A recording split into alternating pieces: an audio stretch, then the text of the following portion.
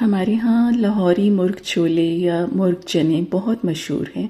हालांकि देखा जाए तो मुर्ग चने या मुर्ग छोले जिसे कहते हैं वो इसी तरह से हर जगह बनते हैं, बस थोड़ी सी रेसिपी में रद्दोबदल या मसालों की चेंज होती है।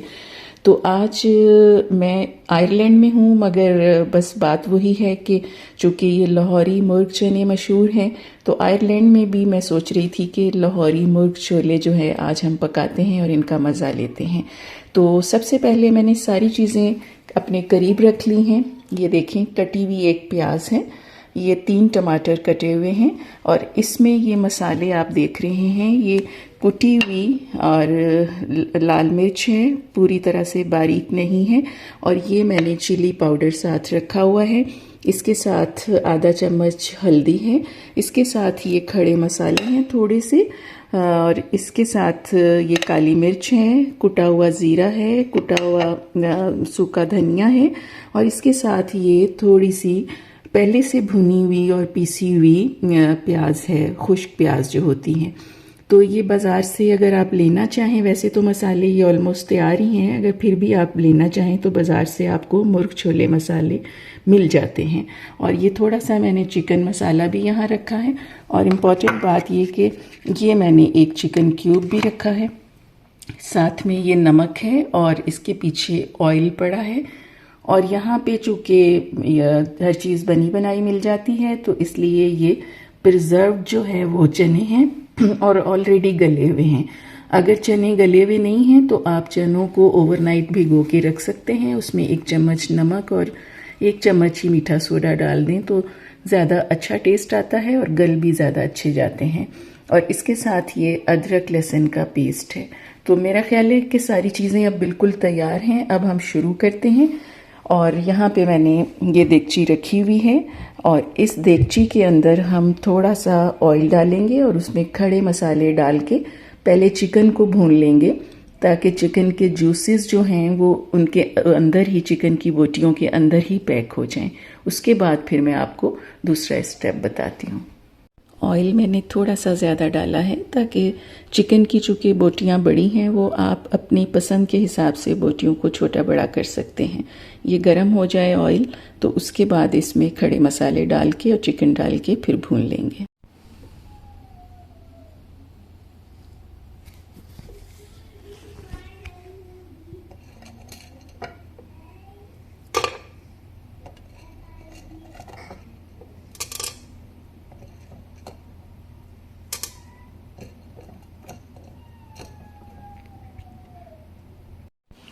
कभी कभी मैं सोचती हूँ कि हमारी जो ज़बान की एवरेज लेंथ है वो तकरीबन 3 इंच के बराबर है, और 3 इंच के इस ज़बान के टुकड़े के जायके के लिए कभी कभी हम अपनी सेहत का सत्यानाश कर लेते हैं।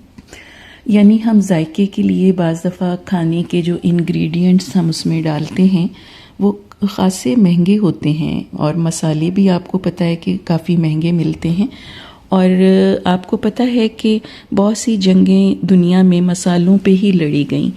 तो अब ये जो जायका है वो हम लोग साउथ एशियन जो लोग हैं, ज़ाहिर है वो बचपन से डेवलप हुआ होता है, तो हम लोग जायके के लिए ये सारे मसाले, मिर्चें, नमक और बहुत ज़्यादा अपने जायके के हिसाब से चीज़ें करते हैं, जबकि यूरोपियन, अमेरिकन वो इंग्रेडिएंट्स का ख्याल रखते हैं और कोशिश करते हैं कि खानों को बहुत ज़्यादा पका के उनके इंग्रेडिएंट्स ज़ाया ना हों, और मिर्चों का भी बहुत कम इस्तेमाल करते हैं।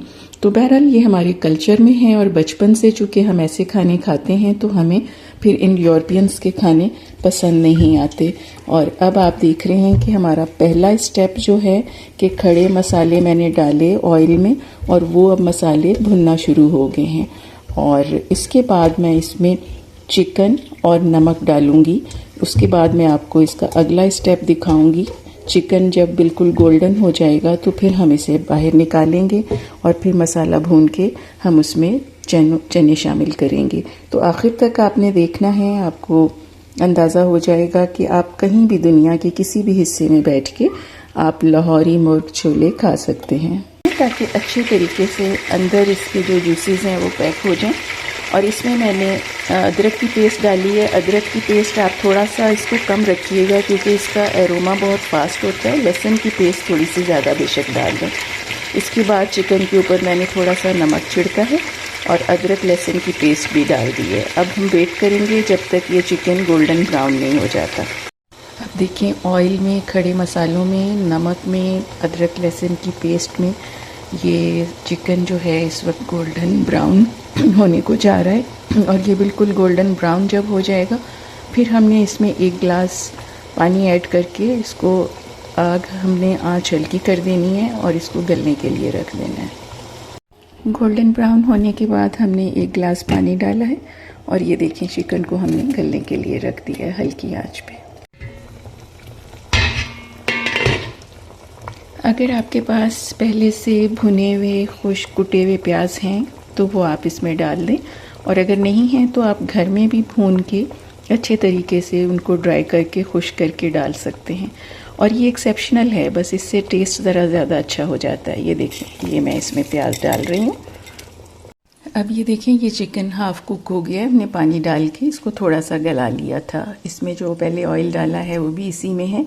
अगर हम चाहें तो साथ ही इसको पका सकते हैं, मगर चूँकि मेरे पास जो है वो टोमेटोज़ की पेस्ट नहीं थी, मैं चाह रही थी कि मैं मसाला भूनने के बाद सारी चीज़ें डालूं। तो आप तरकीब कोई भी करें, उसमें थोड़ी बहुत अमेंडमेंट्स कर सकते हैं। अब मैं मसाला भूनती हूँ ताकि अच्छे से भुने हुए मुर्ग छोले तैयार हो जाएं। हमारे यहाँ पाकिस्तान और इंडिया में अक्सर मसाला भूनने से पहले यही होता है कि हम प्याज फ्राई करते हैं, उसके बाद इसमें टमाटर, अदरक, लहसुन की पेस्ट अगर नहीं पहले डाली हुई तो आप डाल सकते हैं। उसके बाद इसमें सारे मसाले डाल के पहले मसाला भूनेंगे, फिर इसमें जो हमने चिकन गलाया है वो भून के और उसके बाद चने ऐड कर देंगे। तो स्टेप बाय स्टेप देखते रहिएगा।